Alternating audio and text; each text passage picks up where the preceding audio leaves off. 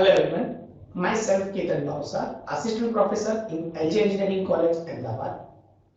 In today's session, we discuss about embedded system, and in embedded system, we discuss about device driver and interrupt service mechanism from chapter number 3. And today's topic, we discuss about interrupt latency, programmable I/O approach for I/O ports. See, as you already know, when we discuss about I/O means we're talking about input and output. We're talking about the different types of port. It can be a 8-bit, it can be a 16-bit, or it can be a 32-bit. So whenever you try to interface with different types of port with programmable I/O, then how it will interface with a port, how it will interface with I/O, that we discuss in this session. Now, programmable I/O approach for I/O ports. Processor continuously busy in executing the program related to input or output from the port and wait for the interrupt ready for output complications, or we can say that the completions. So that means that the processor exactly continuously busy for executing the input and output ports. Means the processor is busy for executing the task, whatever the write by the programmer in particular processor or controller. So processor continuously busy. Fine. For related to device ready or not. So as you can see, the processor continuously busy in executing the program related to device function and wait for the device status ready most of the time or function completion. So basically it will always sense the execution of the program and it will always manage the execution of the program at a time. Now for understanding the concept for related to the execution time related to the programmable I/O interface with the port, here you can see the port A and B with no interrupt generation and interrupt service mechanism. So port A, B is a system and port B in its model input which put the characters on the outputs. So let A output be a routing that receives the input character from port A and retransmit the character to port B as a output side.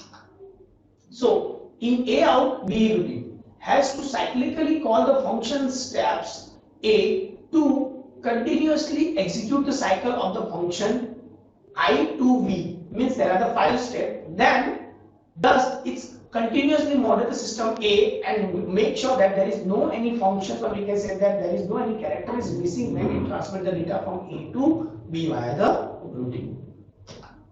So as you can see, there are the 5 steps of the system. As you can see, first I check for a character at port A. If it is not available, then wait. So first of all, you have to wait for a incoming signal A. If it is available, then it is okay. If it is not available, then you have to wait for it.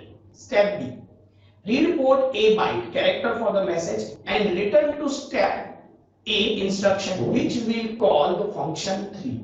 Means after receiving the data, read the particular functions, or we can say that read the particular port value A and return to step A instruction, which will call the function 3. Means third step.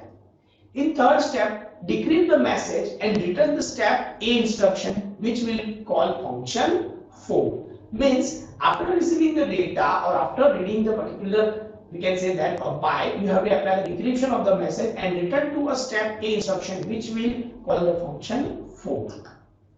In function 4, encode the message, means it is in terms of decoding form, so you have to encode the data, right? Encode the message and return to a step A instruction, which will call the function 5. In 5 step, transmit the encoded message to port B and return to a step A last instruction, which will start A function from beginning. So whenever you transmit the data from A to B, then you have to follow this 5 step. First of all, you have to wait for incoming signal, or we can say that the input signal A. If it is available, then it's okay. If it is not available, then you have to wait for it. After getting the data, you have to read it. Fine. And after reading the data, you have to decrypt it. In third step, after providing the decryption, you have to provide the encode the message. Fine. And encode the message that it encode, after getting the encode the message, it transmit the function 5 and transmit the data to B. And after transmitting the data to B, it again come back on its side. So basically you have to follow this 5 step. from A, B, C, D, E, whenever you transmit the data from source to destination of the, we can say that from A to B.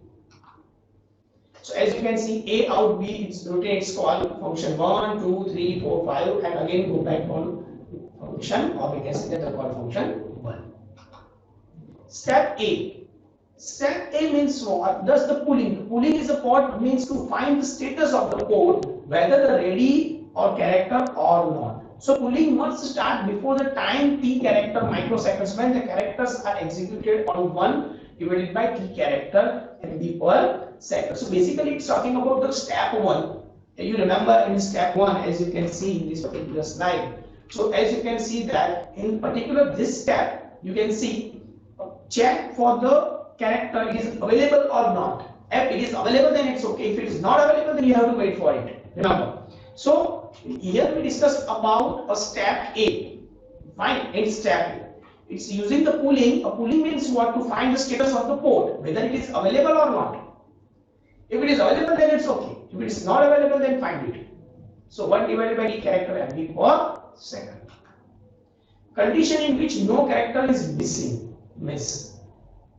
So see, basically if the program instruction for the 4 step from B, C, D, E take total running time of less than the t character microsecond, then the above program IO method works. So definitely it's all about the time.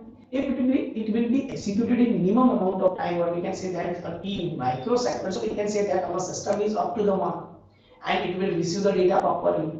It will communicate properly, it will transfer receive data properly. If it is not work properly, then means what?